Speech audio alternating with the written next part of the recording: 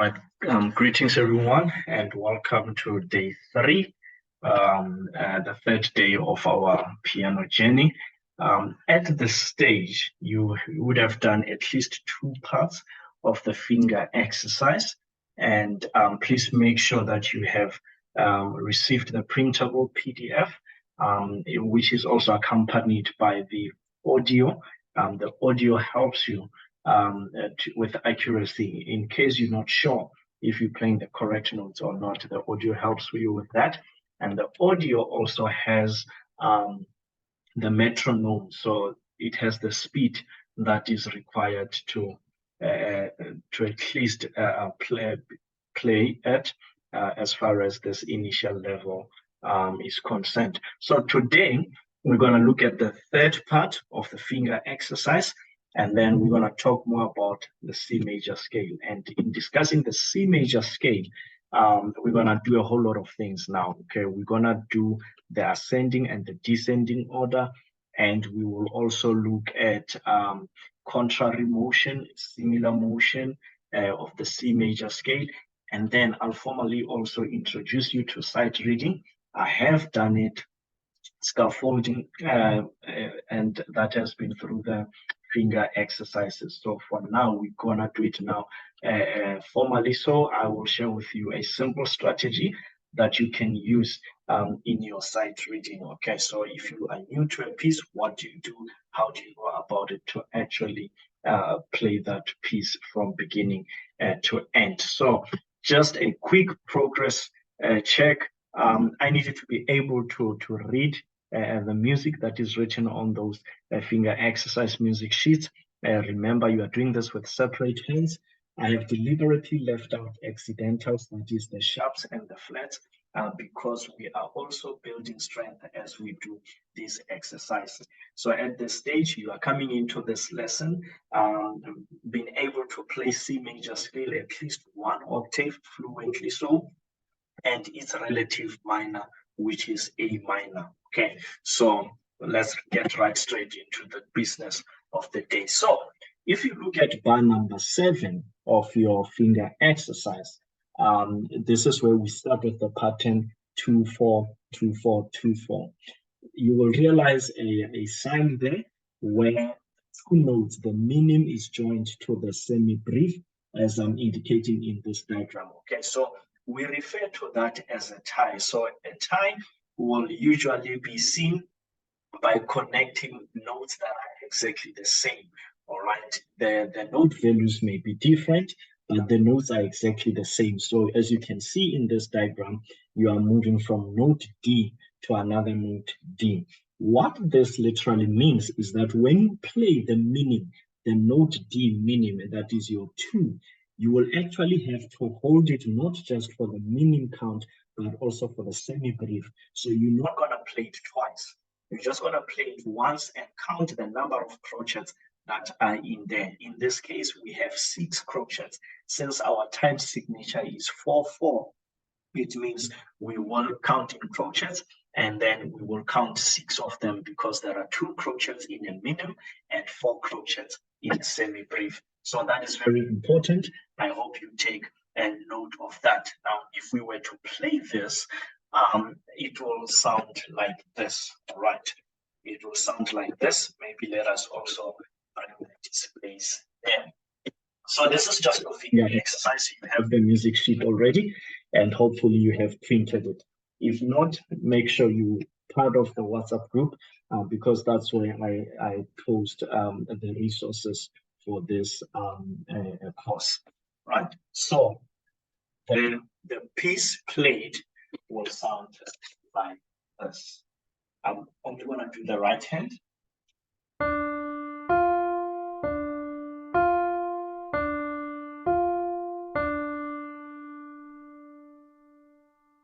And then we go.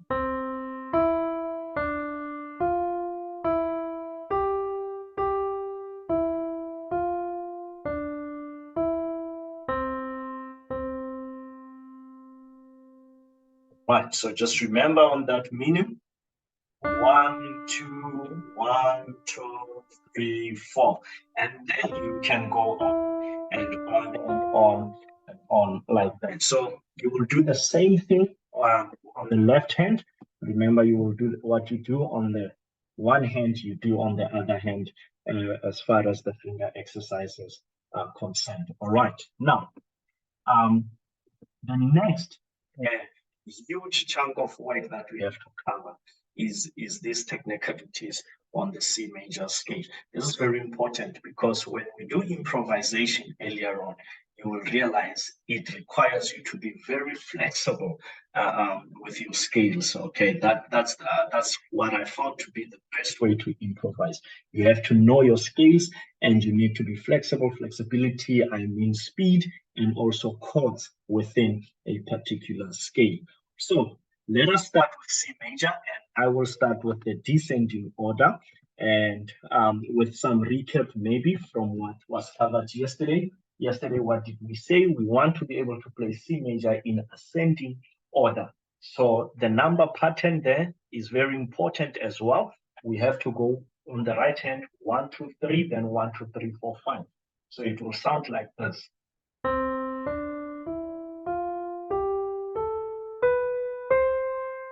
That's what you should be able to do now with the right hand. But don't worry about the speed. If you are slower than me, that's fine. And then the left hand, you're starting on 5. So the pinky finger is on C. That is just the 1 C, which is below the middle C. So you're just 1 octave below the middle C. So we will go 5, 4, 3, 2, 1, 3, 2, 1. It will sound like this.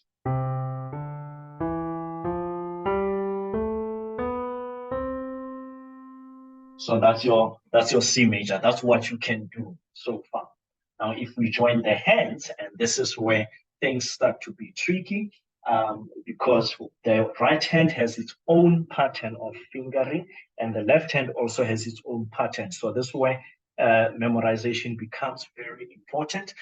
One of the benefits of music, by the way, it is the fact that it improves memory. So I hope you are not just getting yourself used to reading glued to the music sheet, but you also get to memorize this as you practice. So with both hands ascending order, it will go like this.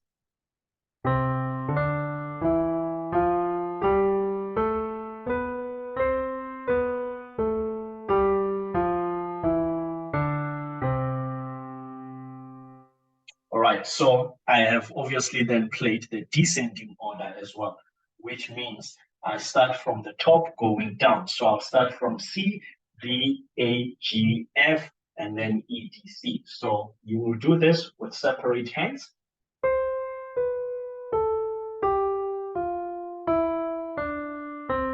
That's my right hand. Then my left hand, I'll start right on middle C.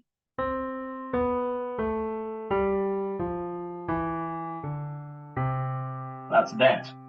Now, once you have done this and you are sure you can play it even with your eyes closed, then we have to do C major in contrary motion. Contrary motion is very important because it helps our minds, it helps our brains to have this a hybrid eye-hand coordination. What do I mean by that? So some musical pieces require you to play going up on the left hand while you're going down on the right hand, or it can be the other way around. So in order to build that, we're going to play scales in contrary motion so that we build that. So we know when we see a piece that is written like that, we do not struggle with playing it or reading it. So contrary motion, both of my two thumbs, that is the left hand thumb and the right hand thumb, will start at C. Okay, one will be in front of the other. So, well, in my case, the right thumb is just usually a little bit in front of the left thumb, but they are both on the key C. I hope General One is doing enough justice to show you how I position that. Then I have to remember now that I'm playing the left hand in descending order first. So I'm gonna go 1, 2, 1, 2, 3, then I'll go 1, 2, 3, 4, 5. As for the right hand, I'm gonna go 1, 2, 3, 1, 2, 3, 4, 5. That is actually the beauty of playing contrary motion in this situation. So let's see how this sounds.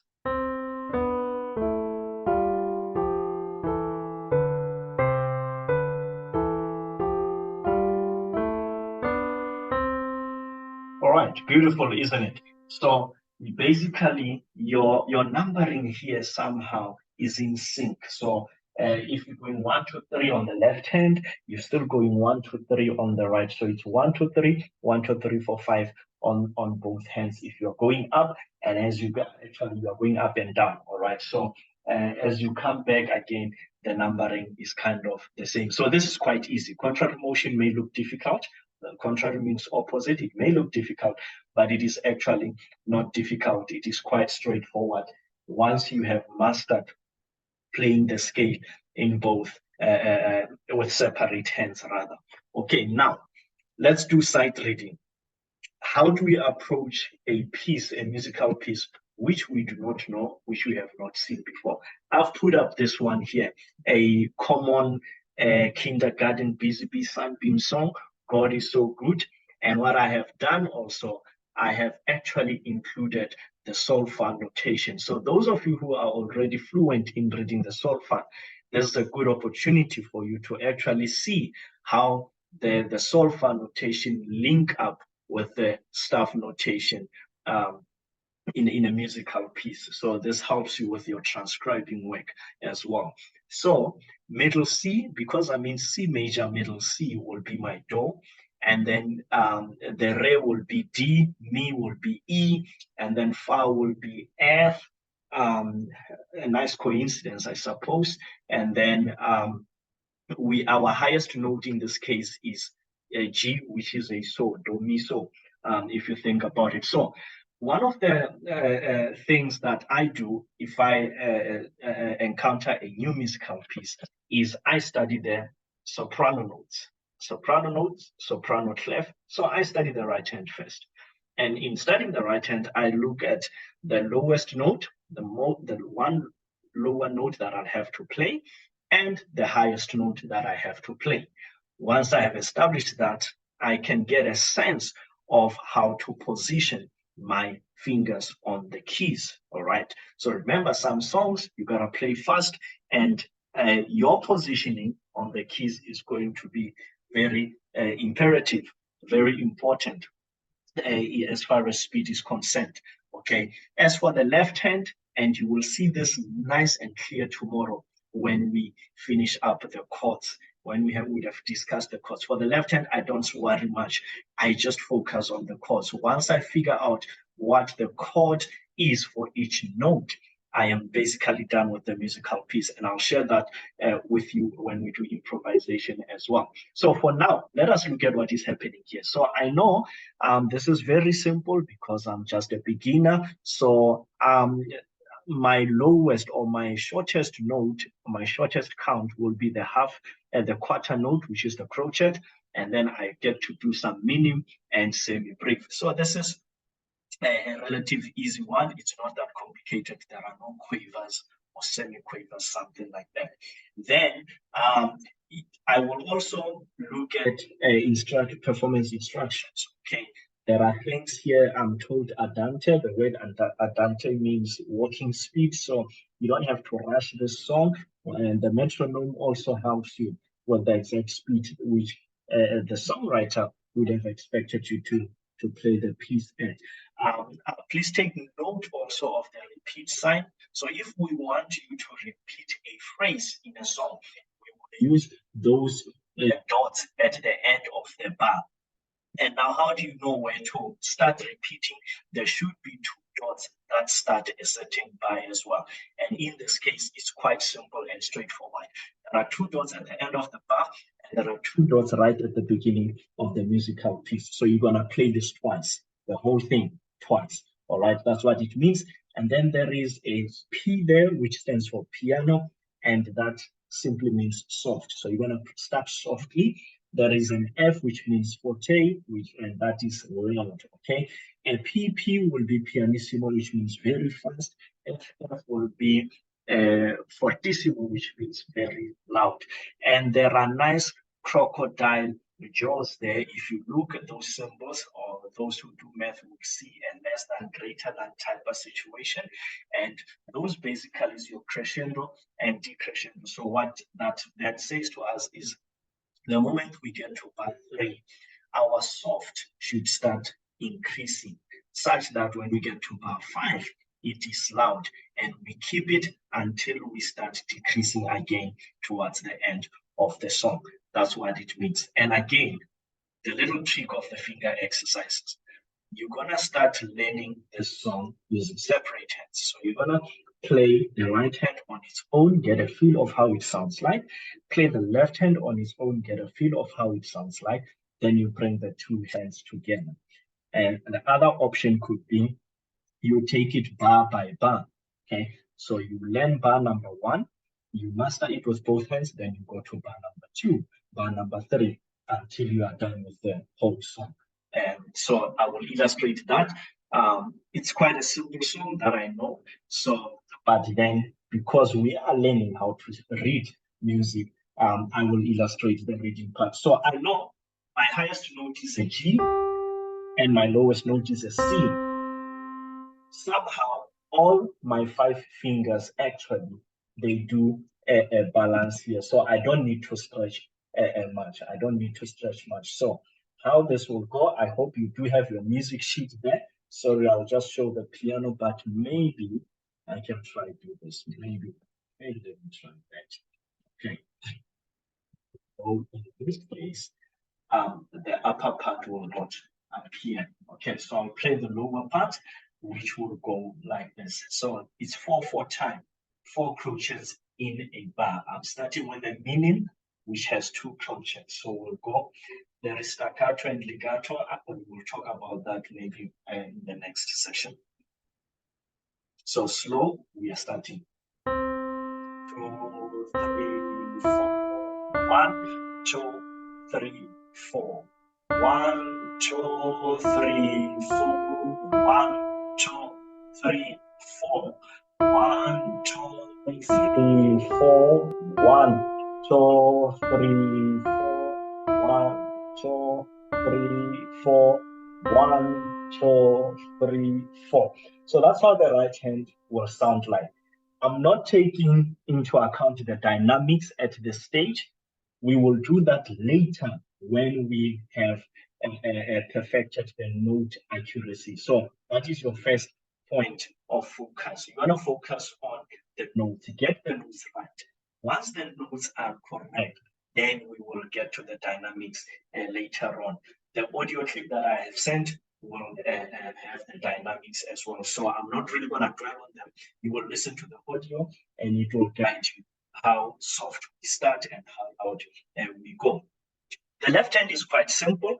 If you look at the left hand, I have also put in the chord symbols. Or if you remember from yesterday's lesson, the technical names, but then I've put the symbols instead of the actual names. So there are 3 that appear in this case. It's your tonic, number 1, and it's number 5, which is your dominant, and it is number 4, which is your subdominant.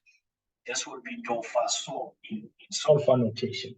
What this means is that I'm going to play a chord that is formed on the first note of my scale, and I will play a chord that is formed on the 5th note of my scale, and a chord that is formed on the 4th note of my scale, or the 4th degree of the scale. We will do this formally tomorrow, but for now we are going to do it as if we are reading music. And in this case, because the notes are written just one below the other or above the other, it means you're going to play them at the same time. So when I play the first chord there, those 3 notes, that means I will play C, E, G. I hope you remember the names on the stuff. Otherwise, you can review yesterday's lesson. So that would be 1, 2, 3, 4. 1, 2, 3, 4. 1, 2, 3, 4. 1, 2, 3, 4. 1, 2, 3, 4. 1, 2, 3, 4. 1, 2, 3, 4. 1, 2, 3, 4. So that is how our left hand, would sound. And let's see, let's try and join these sounds. Let's try and join these sounds. So if you join them, once you have mastered the right hand and the left hand separately, then we will go like this.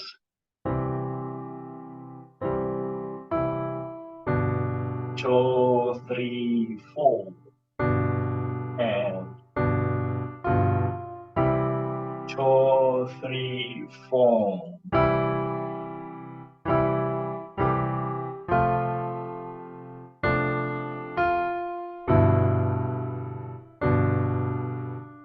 One, 2, 3, 4. All right.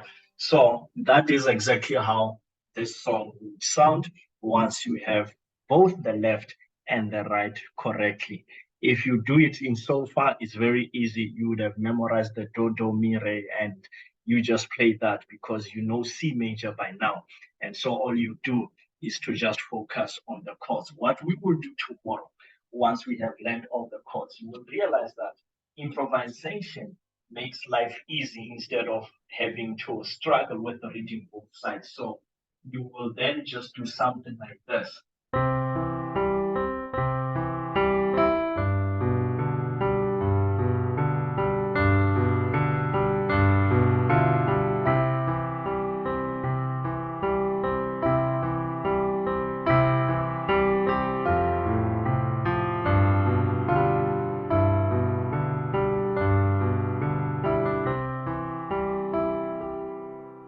Okay, so that's when we get excited, but we will do that thoroughly and nicely so tomorrow. There are more nicer chords that we could always add. For now, let me not overwhelm you. Let me leave you with this piece of work for you to look into and practice on your own and see how far you have gone and how much progress you can make onward. So please go ahead, complete the first and second assignments. Remember, you gotta repeat them, you gotta do them.